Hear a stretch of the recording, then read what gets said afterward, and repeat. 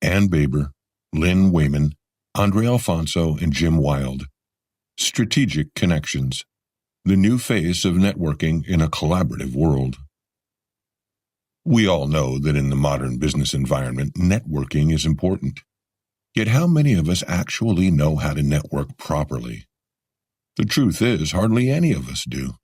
Most people associate networking with awkward attempts to chat with colleagues at a dinner party or with competitors at a conference. Perhaps as the result of bad experiences, many of us deliberately avoid the whole process of networking and assume that we are no good at it. But this view of networking is false. There is much more to the process than we think, and these blinks will show you exactly why. Hearing them will give you the skills and information you need to become a strategic networker. Blink number 1. The first step toward becoming a strategic networker is committing to a new networker identity. Unfortunately, many people feel that their jobs or their personalities make networking either unnecessary or impossible. I'm a doctor, they say. I don't need to network. Or, I'm an introvert. Networking just isn't part of my skill set. This kind of passive thinking is seriously outdated. The concept of networking has gradually shifted over the years within our changing environment. Today's workplace is becoming increasingly collaborative. Business today is much less about protecting your ideas or preserving your hard-earned position within the company hierarchy, and much more about spreading novel strategies and working with your colleagues, no matter how far up the totem pole they might be. In this kind of collaborative environment, networking, the process of creating relationships that are beneficial for individual or organizational success, is vital. Today, we have access to people all across the globe whose skills and knowledge complement our own. Whatever you do for work, there's a fair chance that there's someone out there whose skills would be of great benefit to you. So if you're a doctor, for example, you could look for someone with experience in growing a business and could help you expand your practice. In this network-oriented world, everyone has a role to play. Anyone can develop a networker identity, enabling himself to reap the multiple benefits of an interconnected world. Introverts, for example, might feel that their personalities limit their abilities to network. However, they might also be adept planners and listeners, two qualities that are crucial for networking. Clearly, networking has significant benefits in the modern workplace. The following blinks will show you how to develop the skills that will make you a strategic networker. Blink number 2. To make the most of networking, you'll need a strategic approach. The first step to becoming a networker is easy and has everything to do with developing the right mindset. All you have to do, no matter what your job title is add plus networker to the end of it. So you're no longer merely an accountant or a doctor, but instead an accountant plus networker, or a doctor plus networker. When you accept that networking is part of your professional role, you can then approach it in a strategic way, just as you would your actual professional role. These tips will help you become a better strategic networker. First, be proactive. If you want to be the best networker, don't sit around and wait for things to happen to you. You have to make moves. Go to conferences, join groups of like-minded people, and seek out relationships that could help you and the company you work for.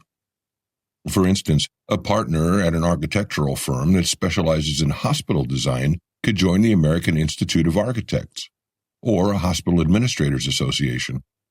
At either organization, she is likely to find plenty of potential contacts that could help her expand and improve her business. Another way to be proactive is to always think about what your personal network can do for your company. Ask your boss if there's anything the company needs help with. Maybe the right person for the job is already part of your personal network. You'll never know unless you ask. Finally, strategic networkers are always ready for chance encounters with potential contacts. Indeed, some of the best contacts you will ever make will be the result of chance encounters. It could be the CEO you meet in the hallway or the friend of a friend you bump into in the elevator.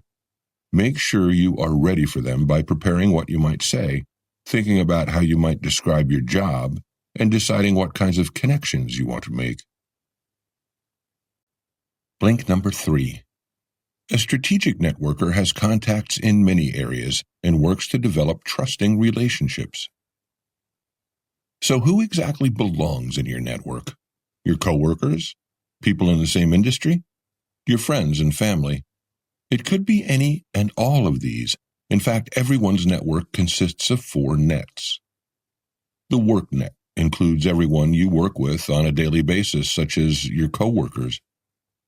Your org net includes people in other divisions and departments from your organization. These could be your friends in finance or IT. The pro net includes professional contacts outside your workplace. These could be your colleagues in, say, the National Engineers Association or your former clients and coworkers. And finally, your life net encompasses your family, friends, and even the people you play squash with. Ask yourself how solid your connections are in each of these nets. A good networker has them all covered. However, it's not enough to simply know people that fall into each of these categories. To develop a strong network, you need to develop trusting relationships with the people in your nets. So how do you cultivate trust between you and your contacts?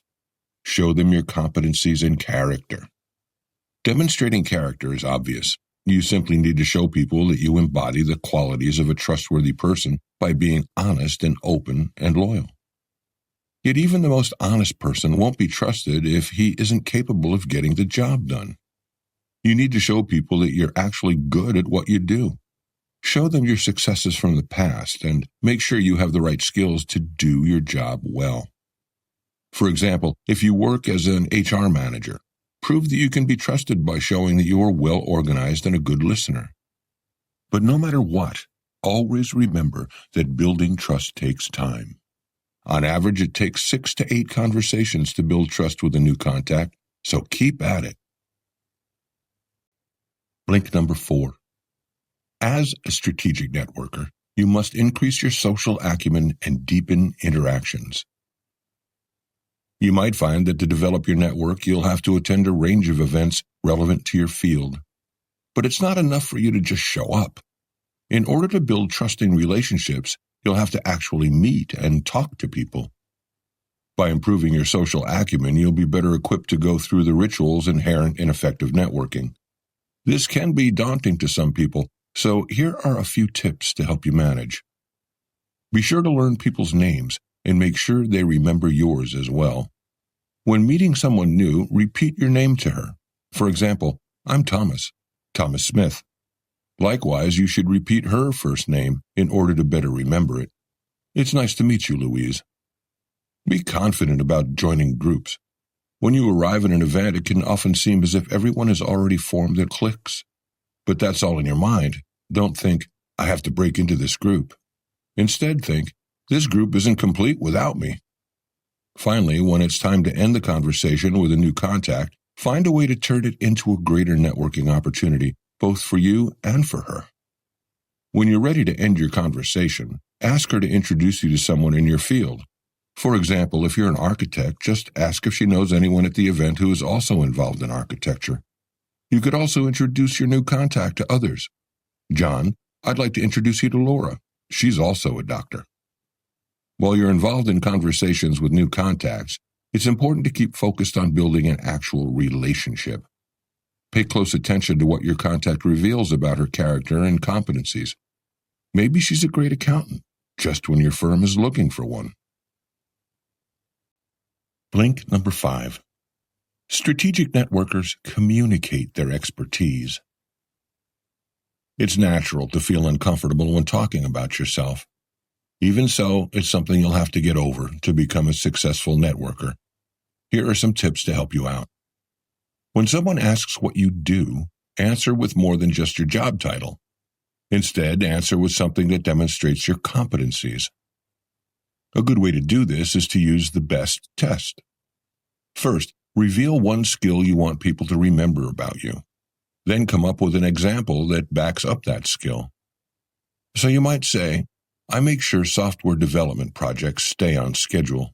Due to our precise and timely delivery, IBM is interested in our work. Another way to help your new contacts remember you and your competencies is to tell them stories. The best stories follow the 5S story formula. It starts with a segue. Signal that you have something to say. For example, "This great thing happened to me." Then describe the situation. "Last week I went to a conference in Paris with my CEO." Next, introduce the snafu, that is, the problem you had to solve. "The night before the conference, my boss called to tell me that his wife had just gone into labor. He had to fly back to Berlin to be with her, but there were still nearly 200 people expecting us to present our research the next day." Then present your solution. "I suggested that I do the presentation myself, even though the thought terrified me. My boss agreed, and I spent all night practicing." Finally, explain the experience's significance by highlighting the positive impact it had on you, on others, or on your organization. "The presentation went really well, and my boss was very impressed." If you stick with the 5S formula, you can be sure to create a memorable story that demonstrates your key qualities and competencies to your new contacts. Blink number 6. Networking will allow you to stay on top in the modern technological world. Today, it seems like new technologies are coming out faster than we can keep up. Just think about how technology has changed in our lives, even in the past 5 or 10 years. Fortunately, your new networking identity and networking skills give you the tools to enjoy success in a changing environment.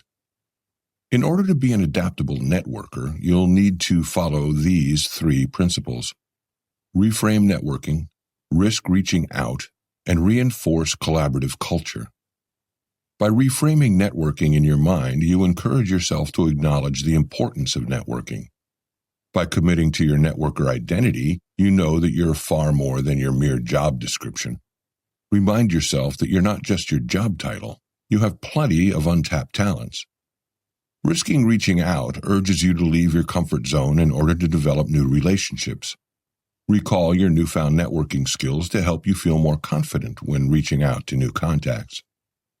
Reinforcing the collaborative culture encourages you to act as if you own the organization you work for. If you treat it as your own, you'll be better equipped to develop strategies to help the company achieve greater success. Finally, remember to apply your face-to-face trust-building strategies online, too. In our modern world, lots of networking is done online, and it's just as important to keep your word online as in person. Say you've received an important query from your boss and you fail to reply as the day's workload steadily grows. Your boss finally has to remind you to reply a few hours later, but you rush your response and your answer is inaccurate, on top of being late. Do you think she'll trust you with a similar task in the future? Being as reliable online as you are in person is key to building trust among your contacts. By making these practices part of your everyday life, you'll be well on your way to becoming a strategic networker. Thank you for hearing our blinks to Strategic Connections by Ann Baber, Lynn Wayman, Andre Alfonso, and Jim Wild. What this bevy of authors hopes will stick with you as a result of their work is that networking is more important today than it has ever been, which means that developing networking skills is paramount for today's workers. You can become a strategic networker by leveraging your contacts in new and creative ways and fully committing to your networker identity.